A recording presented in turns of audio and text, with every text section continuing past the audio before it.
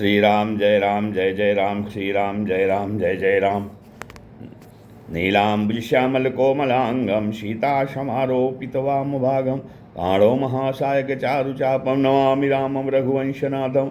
ओम श्री सीतारामचंद्राभ्यां नमः, उमामहेश्वराभ्यां नमः। ओम श्री एकादशमुखी दक्षिणेश्वर धाम सरकार स्मृते नमः। श्री सद्गुरुचरण कमलेभ्यो नमः। सत्संग क्रम में आज श्रीमद्भागवत महापुराण दशम स्कंध की अथ सप्तपंचाशतों अध्याय 57वें अध्याय की कथा है, जिसमें स्यवंतक हरण, सद्धन्वा का उद्धार और अक्रूर जी को फिर से द्वारका बुलाना। श्री सुखदेव जी कहते हैं, विज्ञातार्थोपि गोविंदो दग्धाना कर्ण पांडवान कुंतीम च कुल्यकर्णे स रामो ययो कुरुन। श्री सुखदेव जी कहते हैं, परीक्षित, यद्यपि भगवान श्री कृष्ण को इस बात का पता था कि लाक्षागृह की आग से पांडवों का बाल भी बांका नहीं हुआ है, तथापि जब उन्होंने सुना कुंती और पांडव जल मरे, तब उस समय का कुल परम्परोचित व्यवहार करने के लिए वे बलराम जी के साथ हस्तिनापुर गए। वहाँ जाकर भीष्म पितामह, कृपाचार्य, विदुर, गांधारी और द्रोणाचार्य से मिलकर उनके साथ संवेदना सहानुभूति प्रकट की और उन लोगों से कहने लगे, हाय हाय, यह तो बड़े ही दुख की बात हुई। भगवान श्री कृष्ण हस्तिनापुर चले जाने से द्वारका में अक्रूर और कृतवर्मा को अवसर मिल गया। उन लोगों ने सद्धन्वा से आकर कहा, तुम सत्राजित से मणि क्यों नहीं छीन लेते। सत्राजित ने अपनी श्रेष्ठ कन्या सत्यभामा का विवाह हमसे करने का वचन दिया था और अब उसने हम लोगों को का तिरस्कार करके उसे श्री कृष्ण के साथ ब्याह दिया। अब सत्राजित भी अपने भाई प्रसेन की तरह क्यों नहीं यमपुरी में जाए। तो सद्धन्वा पापी था और अब तो उसकी मृत्यु भी उसके सिर पर नाच रही थी। अक्रूर और कृतवर्मा के इस प्रकार बहकाने पर सद्धन्वा उनकी बातों में आ गया और उस महादुष्ट ने लोभवश सोए हुए सत्राजित को मार डाला। इस समय स्त्रियां अनाथ के समान रोने चिल्लाने लगी, परंतु सद्धन्वा ने उनकी ओर तनिक भी ध्यान न दिया। जैसे कसाई पशुओं की हत्या कर डालता है, वैसे ही वह सत्राजित को मारकर और मर लेकर वहाँ से चंपत हो गया। सत्यभामा को यह देखकर कि मेरे पिता मार डाले गए हैं, बड़ा शोक हुआ और वे हाय पिताजी मैं मारी गई, इस प्रकार पुकार पुकार कर विलाप करने लगीं। बीच बीच में वे बेहोश हो जाती और होश में आने पर फिर विलाप करने लगती। इसके बाद उन्होंने अपने पिता के शव को तेल के कड़ाहे में रखवा दिया और आप हस्तिनापुर को गईं। उन्होंने बड़े दुख से भगवान श्री कृष्ण को अपने पिता की हत्या का वृत्तांत सुनाया। यद्यपि इन बातों को भगवान श्री कृष्ण पहले से ही जानते थे। परीक्षित, सर्वशक्तिमान भगवान श्री कृष्ण और बलराम जी ने सब सुनकर मनुष्यों की सी लीला करते हुए अपनी आंखों में आंसू भर लिए और विलाप करने लगे कि अहो, हम लोगों पर तो यह बहुत बड़ी विपत्ति आ पड़ी है। तो इसके बाद आगत भगवान तस्मात् सभार्या साग्रजः पुरम सद्धन्वान मारे भे हंतुम हरतुम मणिम तथा। इस प्रकार भगवान श्री कृष्ण सत्यभामा जी और बलराम जी के साथ हस्तिनापुर से द्वारका लौट आए और सद्धन्वा को मारने तथा उससे मणि छीनने का उद्योग करने लगे। जब सद्धन्वा को यह मालूम हुआ कि भगवान श्री कृष्ण मुझे मारने का उद्योग कर रहे हैं, तब वह बहुत डर गया और अपने प्राण बचाने के लिए उसने कृतवर्मा से सहायता मांगी। तब कृतवर्मा ने कहा, भगवान श्री कृष्ण और बलराम जी सर्वशक्तिमान ईश्वर हैं, मैं उनका सामना नहीं कर सकता। भला ऐसा कौन है जो उनके साथ वैर बांधकर इस लोक और परलोक में सकुशल रह सके। तुम जानते हो कि कंस उन्हीं से द्वेष करने के कारण राजलक्ष्मी को खो बैठा और अपने अनुयायियों के साथ मारा गया। जरासंध जैसे शूरवीर को भी उनके सामने 17 बार मैदान में हार कर बिना रथ की अपनी राजधानी में लौट जाना पड़ा था।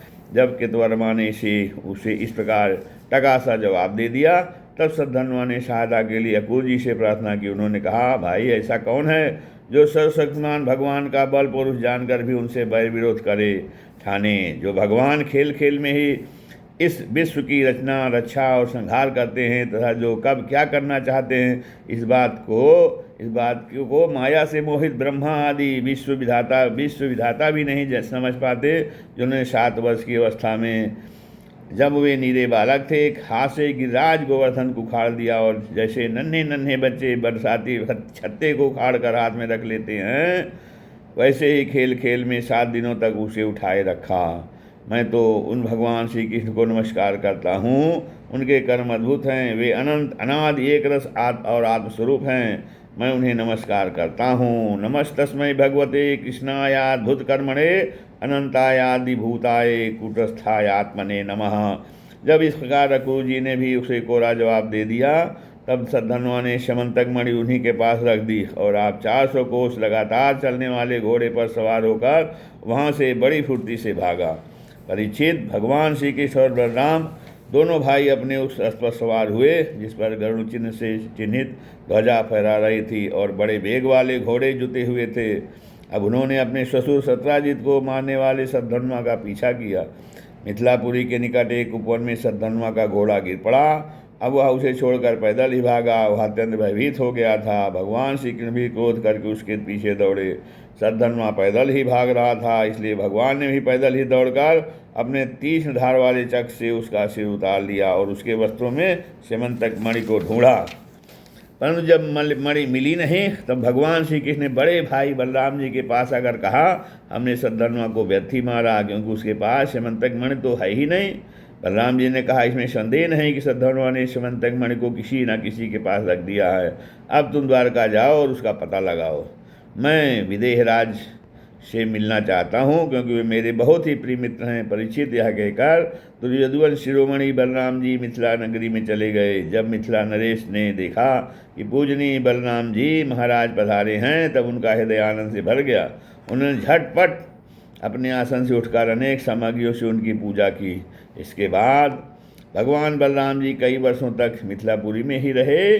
महात्मा जनक ने बड़े प्रेम और सम्मान से उन्हें रखा। इसके बाद समय पर धृतराष्ट्र के पुत्र दुर्योधन ने बलराम जी से गदा युद्ध की शिक्षा ग्रहण की।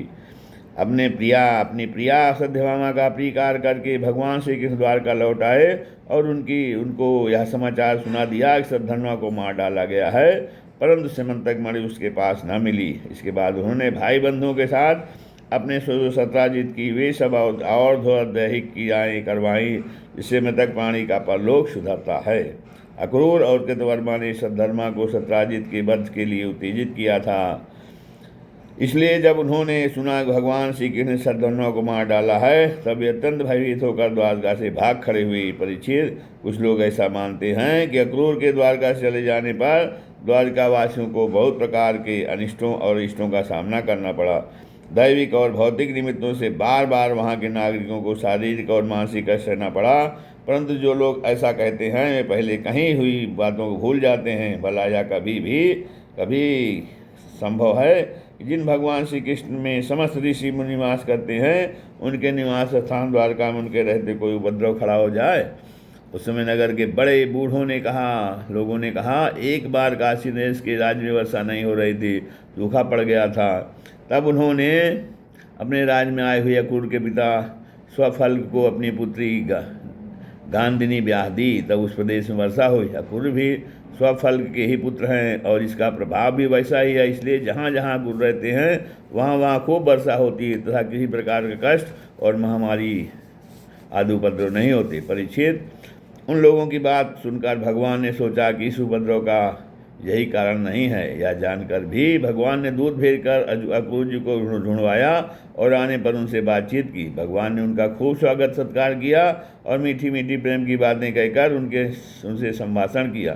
परीक्षित, भगवान सबके चित्त का एक एक संकल्प देखते रहते हैं, इसलिए उन्होंने मुस्कुराते हुए अक्रूर से कहा, चाचा जी, आप दान धर्म के पालक हैं। हमें यह बात पहले से ही मालूम है कि सद्धन्वा आपके पास वह स्यमंतक मणि छोड़ गया है, जो बड़ी ही प्रकाशमान और धन देने वाली है। आप जानते ही हैं कि सत्राजित के कोई पुत्र नहीं है, इसलिए उनकी लड़की के लड़के उनके नाते ही उन्हें तिलांजलि और पिंडदान करेंगे, उनका चिन्ह चुकाएंगे और जो कुछ बचे रहेगा उसके उत्तराधिकारी होंगे। इस प्रकार शास्त्रीय दृष्टि से यद्यप स्यमंतक मणि हमारे पुत्रों को ही मिलनी चाहिए, तथा यह मणि आपके पास ही रहे, क्योंकि आप बड़े व्रतनिष्ठ और पवित्र आत्मा हैं तथा दूसरों के लिए उस मणि को रखना अत्यंत कठिन भी है। परंतु हमारे सामने एक बहुत बड़ी कठिनाई यह आ रही गई है कि हमारे बड़े भाई बलराम जी मणि के संबंध में मेरी बात का पूरा विश्वास नहीं करते। इसलिए महाभाग्यवान अक्रूर जी, आप वह मणि दिखाकर हमारे इष्ट मित्र बलराम जी, सत्यभामा और जामवती का संदेह दूर कर दीजिए और उनके हृदय में शांति का संचार कीजिए। हमें पता है कि उसी मणि के प्रभाव से आजकल आप लगातार ही ऐसे यज्ञ करते रहते हैं जिनमें सोने की वेदियाँ बनती हैं। परीक्षित, जब भगवान श्री कृष्ण ने इस प्रकार सांत्वना देकर उन्हें समझाया बुझाया, तब अक्रूर जी ने वस्त्र में लपेटी हुई सूर्य के समान प्रकाशमान वह मणि निकाली और भगवान श्री कृष्ण को दे दी। भगवान श्री कृष्ण ने वह स्यमंतक मणि अपने जात भाइयों को दिखाकर अपना कलंक दूर किया और उसे अपने पास रखने में समर्थ होने पर भी पुनः अक्रूर जी को लौटा दिया। सर्वशक्तिमान सर्वव्यापक भगवान श्री कृष्ण के पराक्रमों से परिपूर्ण यह आख्यान समस्त पापों, अपराधों और कलंकों का मार्जन करने वाला तथा परम मंगलमय है। जो इसे पढ़ता, सुनता अथवा स्मरण करता है वह सब प्रकार की अपकीर्ति और पापों से छूटकर शांति का अनुभव करता है।